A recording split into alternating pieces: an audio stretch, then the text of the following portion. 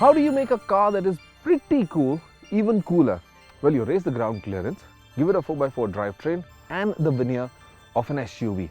And that is exactly what Volvo have done to the stunning S90 sedan. They've transformed it into the V90 Cross Country.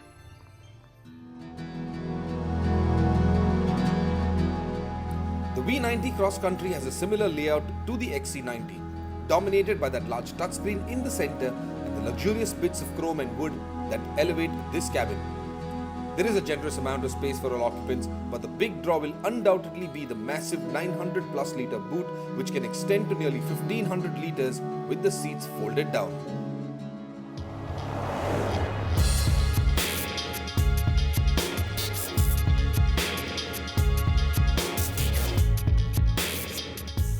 The V90 Cross Country is a lovely car to drive. The India-specific car will come with air suspension, which means ride height will be constantly maintained at 210 mm, even fully loaded. It, however, is not adjustable, so you can't raise all over it, not that you'd ever need to. There is a little body roll and pitch, which adds to the softness of this car, but overall the suspension feels stiff enough to handle all bumps and instill confidence when you fancy a fun drive. One aspect about the V90 Cross Country that I really like is the dynamics, and I'm not talking about it being a very sporty car, phenomenal to drive around the corners in the bends, something that you can really push hard. But this has got the confidence and security that you would want to get your family into and go out on that long vacation or drive around in urban conditions. The stateliness, the comfort, the luxury is anyways there, but if you were going out on the highways, the ride comfort is fantastic. The dynamics, the handling is secure, it's confident, there's a lot of poise that this car has got to offer. Along with that, you've got several features as well that Volvo India says will be coming down to India, and essentially the V90 Cross Country will be the top of the line variant, the inscription variant, and that means it's going to have all the bells and whistles that you would need in a car of this order, including, and this may probably depend on legislation at that point in time, the radar based functions that Volvo offers in other parts of the world as well.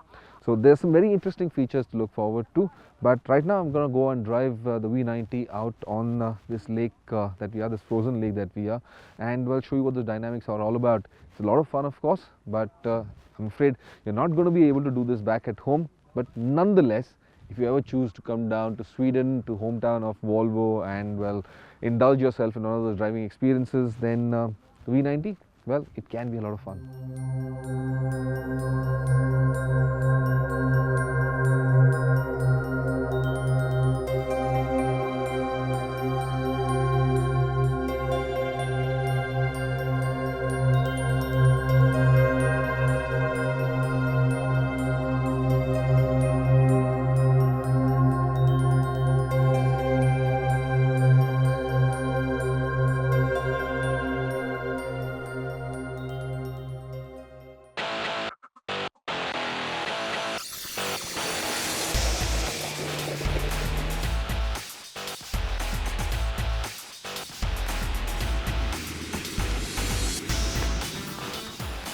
So we're going to check the dynamics of the V90 Cross Country, and to start off with, I'm going to put it into comfort mode, which is everyday use, and let's see how that works out. And essentially what happens is that the steering, well, it gets a lot lighter than what it should be. But this is great for urban conditions. What we want in these dynamic conditions, we want a little bit more weight in the steering, so a little more preciseness. The lightness with which the steering works right now is brilliant for urban commutes. But out here on this lake, what you want is a little more weight, you want a little more precision. And for that, you simply have to shift the drive mode into dynamic, and that's what you're going to do. There you go, dynamic. And now let's see how that works out. You can see, yeah, it's a little more precise, there's a little more weight coming to the whole system. Gives you a little more confidence when you're attacking corners.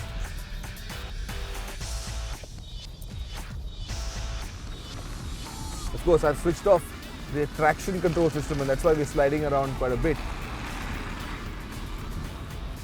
But I no longer need to fling the steering wheel around to get this done.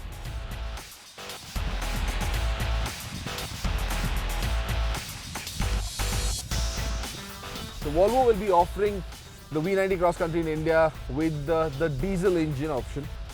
Only the diesel, the petrol, the T6 is not going to come in, just the D5. And of course, this engine makes about 235 horsepower and you've got about 430 Newton meters of max torque, which is sufficient for all purposes. It's a fairly comfortable engine. Bear in mind, this engine is already well in use in India, both on the XC90 and the S90 sedan. And now it will be on offer in the V90 as well.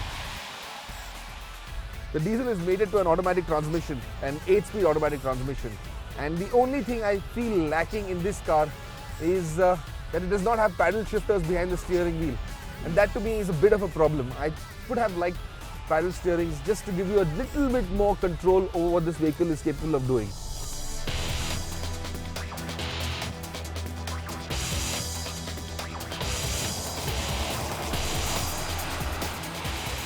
The big draw that the Volvo V90 Cross Country will offer consumers back home in India is, of course, the largeness of this package. The dimensions from the tip of the bonnet to the end of the boot, of course, it's about 5 meters in length, and along with a wheelbase of about 3 meters, that's a lot of room that you get inside the cabin.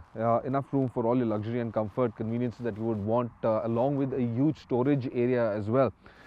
Add to that, you've got a very diverse package as well, because the Cross Country, of course, has got about 210 mm of ground clearance, and that's class leading for the segment as well, probably one of the best in the segment.